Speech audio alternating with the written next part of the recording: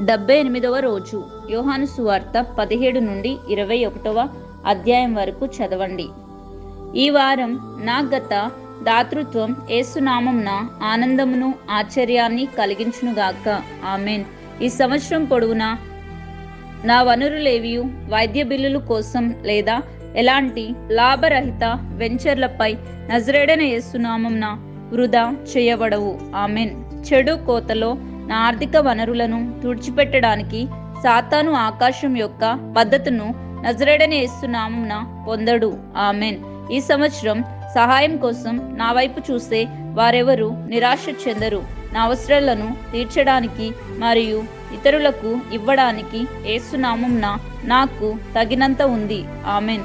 గత వైఫల్యం మరియు వెనుకబాటు నా జీవితంలోనికి ప్రవేశపెట్టబడినదనే సందేహం మరియు భయం యొక్క బానిసత్వం నుండి నేను యేసునామంన విముక్తి పొందుకుంటున్నాను. ఆమెన్. దేవుడు నా కోసం నియమించిన గొప్పతనంలోనికి అడుగు పెట్టడానికి నజరేడైన యేసునామంన అవసరమైన ధైర్యాన్ని నేను పొందుకుంటున్నాను. ఆమెన్.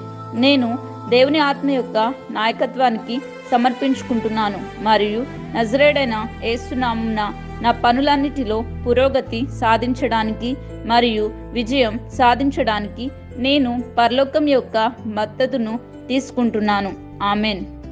నేను దేవుని దయారూపమును పొందుకొని ఉన్నాను కాబట్టి నా విశ్వాసం యొక్క అన్ని అడుగులను పరలోకం అంగీకరించును మరియు దేవుడు నా చేతులను నజరేడైన యేసునామంన దీవించును. ఆమెన్.